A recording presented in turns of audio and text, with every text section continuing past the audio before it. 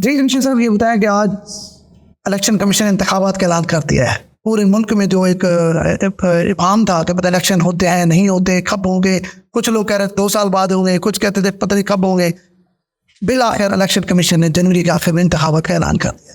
क्या तमाम सियासी जमातों को बराबर इलेक्शन मुहिम चलाने का और इंतखाबात में हिस्सा लेने का मौका फराम किया जाए? पहले आपको कन्फर्म है कि जनवरी के आखिरी हफ्ते में इंतखाबात हो रहे हैं? यकीन तौर पर जब इलेक्शन कमीशन कह रहा है तो हो सकता है फरवरी के शुरू में चला जाए या जनवरी के एंड पे चला जाए, और शायद अभी डेट आगे पीछे हो सकता। चले इंतखाबात तो कहीं जा रहे हैं, इंतखाबात होने के बगैर चारा ही नहीं है। अच्छा चले और किसान के मसाइल का हल इंतखाबात हो रहे हैं। आप मुझे ये बताएं, तमाम सियासी जमातों को बराबर मौका मिलेगा, बल्ला होगा, पीटीआई होगी, ये बताएं।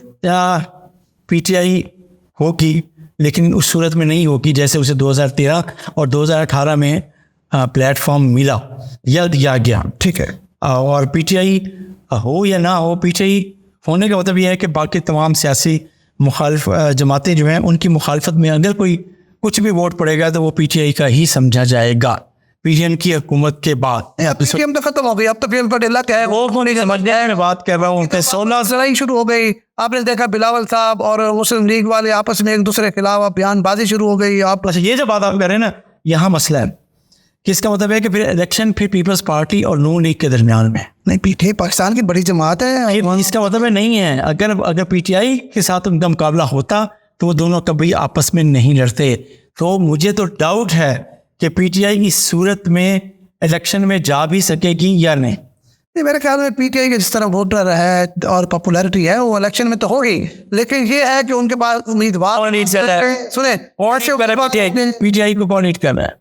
पीटीआई जो चेयरमैन है और वाइस चेयरमैन है और प्रेसिडेंट तीनों जेल में है। तो सारी बात है उनकी जो क़यादत है कहीं ना कहीं बैठी हुई है। कोर कमांडर कोर में बैठी है, वो भी पूरी वो तो ये कह रहे हैं भाई, इमरान खान जेल में रहे, शाह महमूद साहब जेल में रहे, परवेज इलाही साहब जेल में रहे, फिर भी पीटीआई जीतेगी क्योंकि इतना उनकी पॉपुलैरिटी है। कौन चलाएगा बताए ना, पार्टी कौन चलाएगा?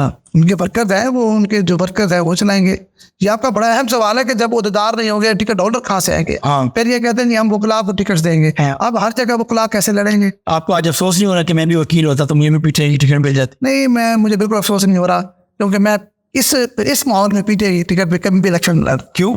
इतना वोट बैंक है पीटीआई? एक बात नहीं, वोट पीटीआई का इतना बड़ा वोट बैंक है यार। देखिए वोट बैंक होना अलग बात है। वोट बैंक तो 2018 में नवाज शरीफ का भी बहुत था। नवाज शरीफ को इस बात का जूम भी था कि मैं फौज से टकरा के इलेक्शन जीत जाऊंगा। तो फिर क्या हुआ? 2018 में नवाज शरीफ को इस बात का जूम था। क्या आप कह रहे हैं कि मैं मेरे साथ है? लोग वोट पीटीआई के साथ हैं, लेकिन आप कहते हैं मैं अगर मैं उम्मीदवार होता तो मैं उस टिकट पर ना? बिल्कुल कभी ना होता। इस माहौल में तो कतन मैं ना पीटीआई के टिकट पर लड़ता। तो फिर हम पीटीआई क्या होगा? अब वैसे आप यही सवाल मेरा आपसे, पीटीआई को इलेक्शन में देख रहे हैं? देखिए अभी पीटीआई के बारे में मैं समझता हूँ अभी काफ़ी वाम है कि वो इलेक्शन में होगी नहीं होगी।